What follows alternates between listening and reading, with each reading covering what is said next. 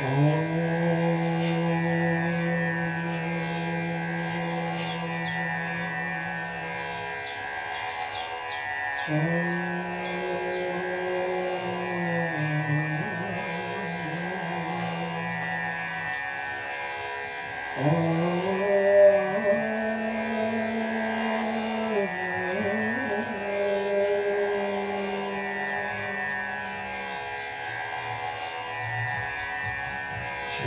गुरु चरण सरोज रज, श्री गुरु चरण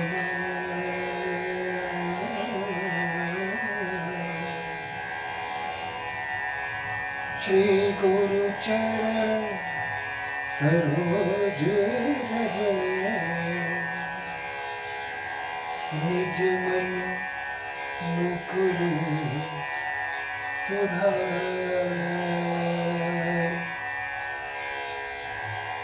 बरनौ रघुवर बरनौ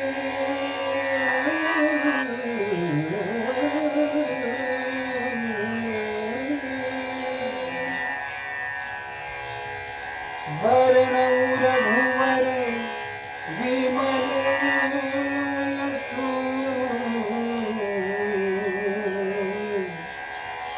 जो दायक फल चार,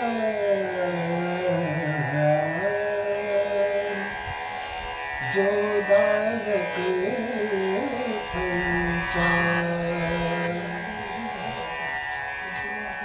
श्री गुरु चरण सरोज रज,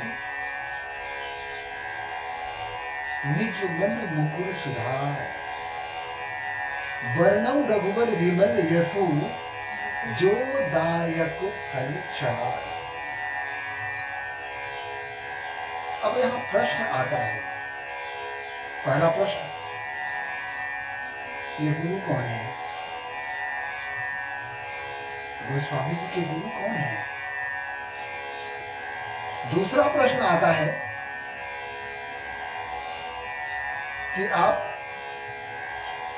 हनुमान चालीसा की रचना कर रहे हैं और कहते हैं बरनौ गुरु रघुवीर,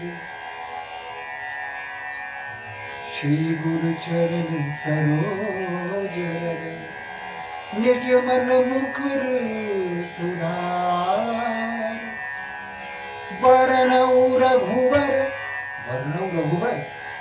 विमल पवित्र यश, जो दायक फल चार। तो आप हनुमान चालीसा की रचना कर रहे हैं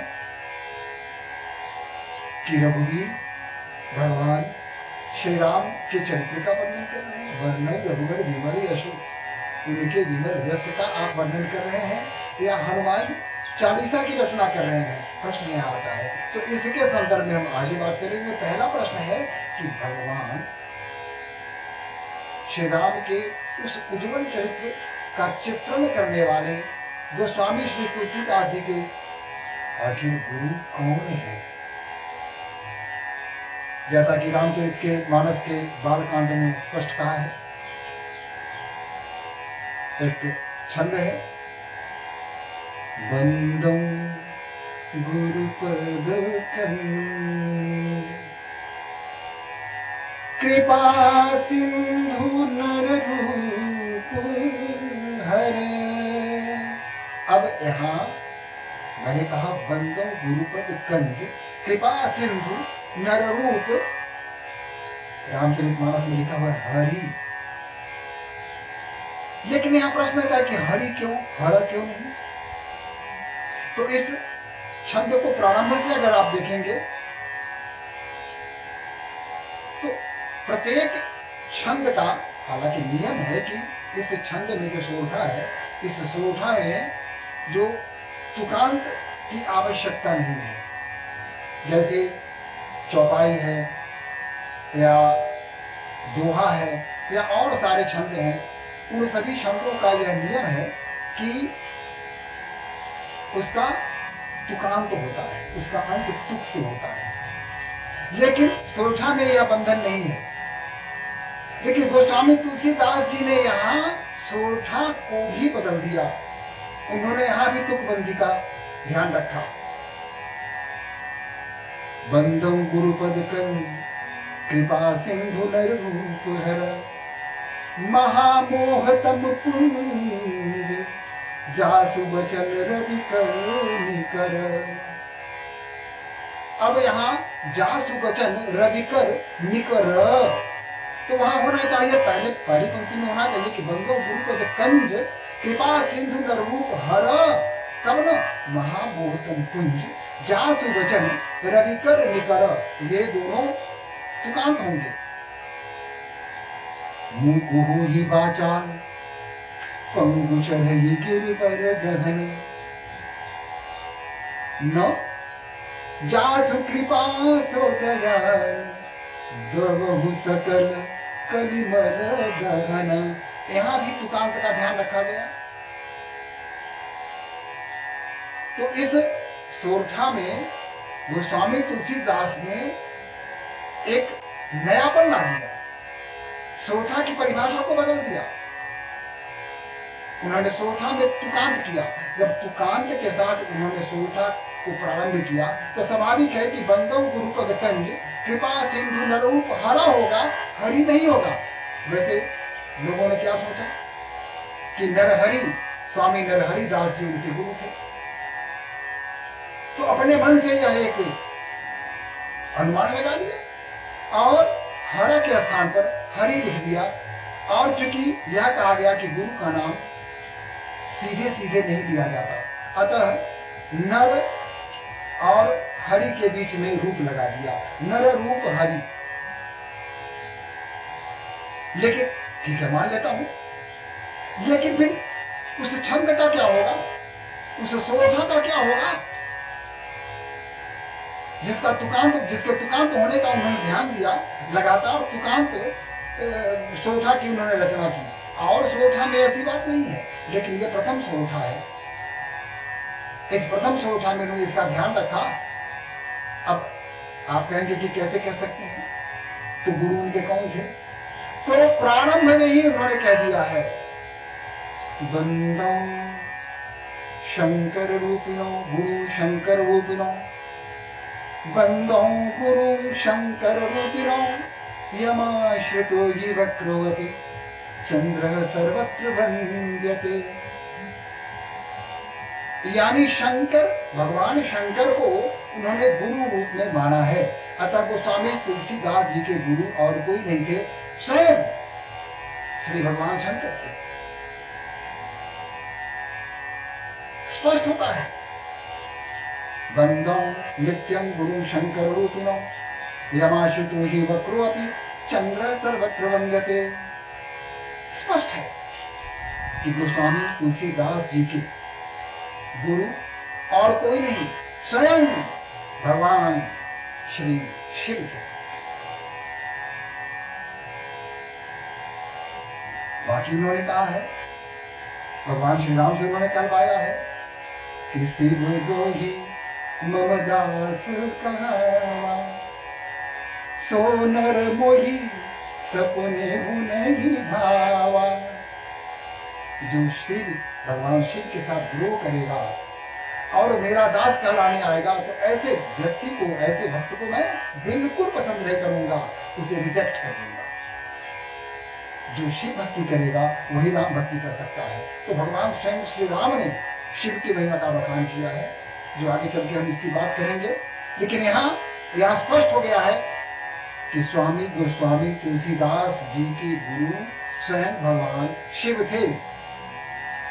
इसमें कोई संदेह नहीं है, क्योंकि अपने गुरु की चर्चा प्रत्यक्ष रूप से भगवान स्वामी गोस्वामी तुलसीदास जी ने कहीं नहीं की, कहीं भी प्रत्यक्ष रूप से उनका नाम नहीं लिया। लेकिन यहाँ तो प्रत्यक्ष का है, बंदो बोधमयं नित्यं गुरु शंकर रूपिणो, स्पष्ट रूप से उन्होंने कहा है। अब जब साफ साफ शब्दों में गोस्वामी तुलसीदास जी कह रहे हैं कि बंदो बोधमयं नित्यं गुरु शंकर रूपिणो, तो इसमें फिर किंतु परंतु की बात कहां से आती है? तो स्पष्ट है कि गोस्वामी तुलसीदास जी के गुरु सिर्फ और सिर्फ, केवल और केवल भगवान शिव थे, उन्होंने शिव की आराधना की। तो यहाँ श्री गुरु चरण सरोज रज, निज मन मुकुर सुधारी। अपने श्री गुरु के चरणों के कमल रूपी धूल से अपने हृदय के दर्पण को साफ करके वरनऊ रघुवर विमल यस, जो दायक फल चार, जो चारों फलों के दायक हैं। चारों फल, चार फल होते हैं ना, कौन कौन होते हैं बताइए, कौन कौन होते हैं?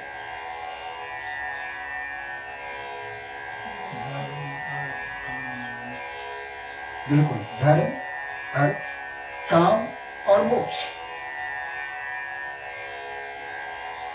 ये जब ये चारों हमारे जीवन में अवतरित होते हैं तो जीवन धन्य हो जाता है, कृतार्थ हो जाता है, सफल हो जाता है। वही मानव परम ब्रह्म को प्राप्त करता है जिसने इन चारों को, जो दायक फल चार, ये चारों फल तभी हमें प्राप्त होते हैं जब श्री गुरु चरण सरोज रज, निज मन मुकुर सुधारी।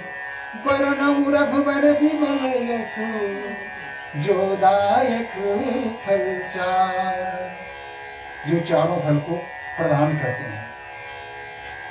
अब आगे की पंक्ति में उन्होंने कहा है, बुद्धिहीन तनु जानी के, बुद्धिहीन तनु जानी के, सुमिरो पवन कुमार। बल बुद्धि विद्या देहु मोहि, हरहु कलेश विकार।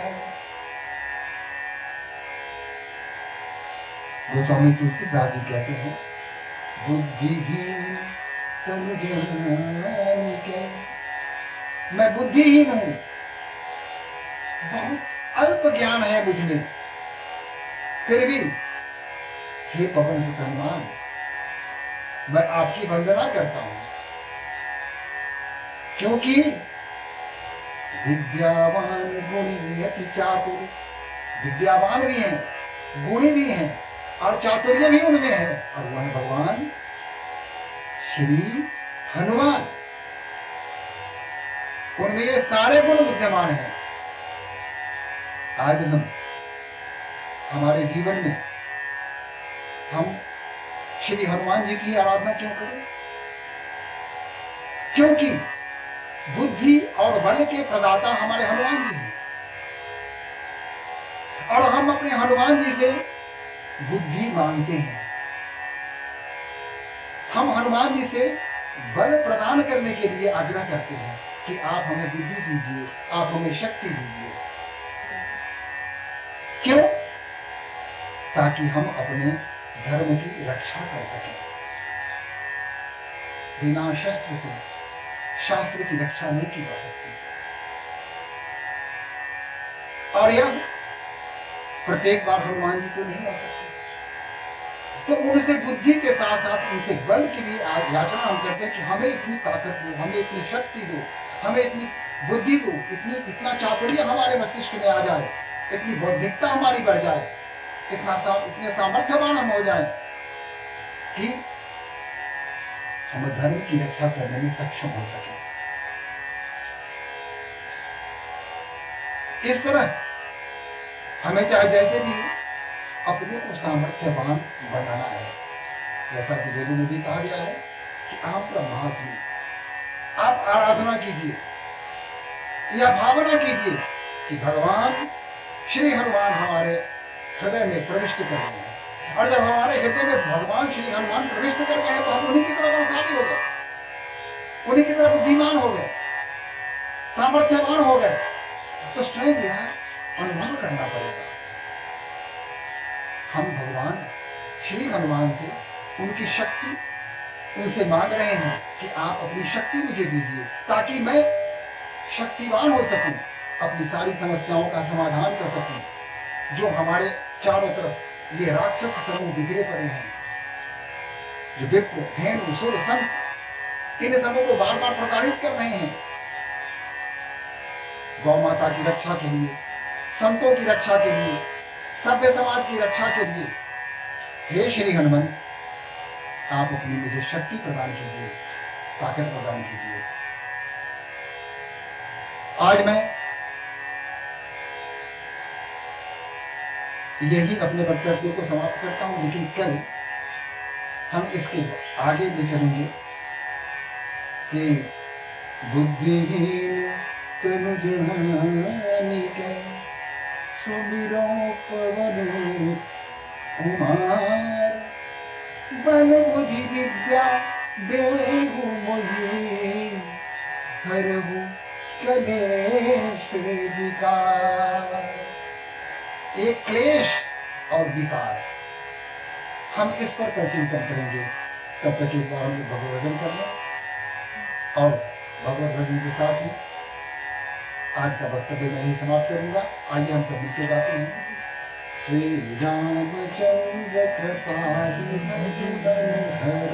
भज भय दारुणम, नव कंज लोचन कंज मुख कर कंज पद कंजारुणम, कंदर्प अगणित अमित छविन नील नीरज सुंदरम, पटपीत मानहु तरि तरि शुचि नौमि जनक सुतावरम, भज दीन बंधु दिनेश दानव दैत्य वंश निकंदन, रघुनंदयानंद कंद कौशल चंद्र दशरथ नंदन, सिर मुकुट कुंडल तिलक चारु उदारु अंग विभूषण, आजान भुज सर चाप धरि संग्राम जित खर दूषण, भगति तुलसीदास शंकर